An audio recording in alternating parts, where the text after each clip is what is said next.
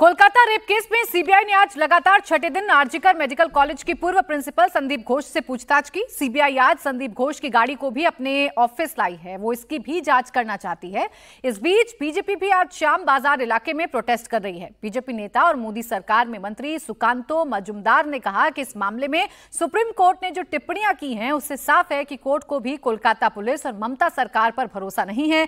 ऐसे में कोलकाता के पुलिस कमिश्नर को पद से हटाना चाहिए और ममता बनर्जी को भी इस्तीफा देना चाहिए।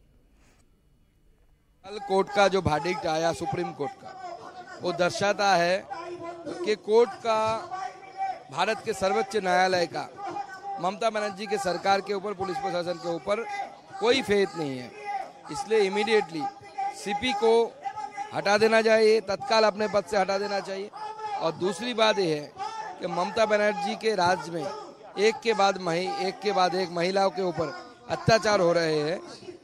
आज भी आनंदपुर में एक घटना घटी है, तो बंद नहीं है। आरजीकर हुआ, उसके बाद वर्धमान में एक आदिवासी बच्ची के साथ उनको मर्डर हुआ। एक के बाद एक जो घटना घट रही है, ये दर्शाता है कि Mamata Banerjee has no control over the administration. So हमारी मांग है ममता बनर्जी को भी रिजाइन कर देना। SC/ST आरक्षण में वर्गीकरण और क्रीमी लेयर के खिलाफ बुलाए गए दलित संगठनों के भारत बंद का कुछ खास असर नहीं दिखा। ज्यादातर राज्यों में बंद बेअसर रहा, लेकिन पटना से इस दौरान एक हैरान करने वाली तस्वीर नजर आई। यहां पुलिस वालों ने SDM पर ही लाठी भांज दी। दरअसल भारत बंद के दौरान डाक बंगला चौराहे पर डीजे और ठेले के साथ पहुंचे प्रदर्शनकारियों के हुजूम को रोकने के लिए पुलिस जवानों ने लाठियां भांजनी शुरू की। इसी दौरान एक SDM साहब ठेले पर जनरेटर बंद करवा रहे थे, तभी कुछ पुलिस जवानों ने उन पर लाठियां बरसानी शुरू कर दी। जिन SDM पर लाठियां बरसाई गई उनकी पहचान पटना SDM श्रीकांत कुंडली खंड के रूप में की गई है। हालांकि गलती का पता चलने पर पुलिस वालों ने उनसे माफी मांगी। आज राष्ट्र बंद था, तो 24 अगस्त को महाराष्ट्र बंद की कॉल दी गई है। 24 अगस्त यानी शनिवार को महाराष्ट्र बंद की कॉल महाविकास आघाड़ी ने दी है। आज मुंबई में कांग्रेस, एनसीपी, शरद पवार और उद्धव गुट की शिवसेना के नेताओं की मीटिंग हुई। मीटिंग में कहा गया कि बदलापुर में बच्चियों के यौन शोषण के मामले में शिंदे सरकार का रवैया अपराधियों को बचवाने वाला रहा। मुख्यमंत्री का जिला होने के बावजूद जिस तरह इस मामले में लापरवाही बरती गई, उसी के विरोध में 24 अगस्त को ये महाराष्ट्र बंद बुलाया गया है। सरकार इस बातों को दबा रही है और इसलिए आने वाले 24 तारीख को महाराष्ट्र को बंद की आवाज़ हमने दी है।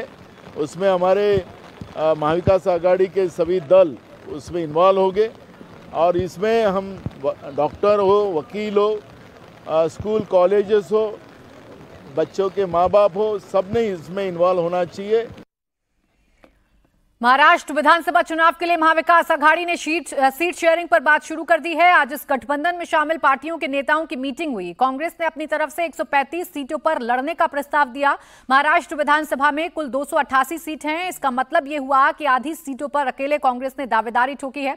हालांकि कांग्रेस नेता कह रहे हैं कि अभी ये महज प्रस्ताव है। प्रस्ताव चर्चा के लिए होते हैं, फाइनल के लिए नहीं होते हैं। जो हमको लड़ना है या हम लड़ सकते हैं, ऐसी जगह हमने 135 आइडेंटिफाई किया है।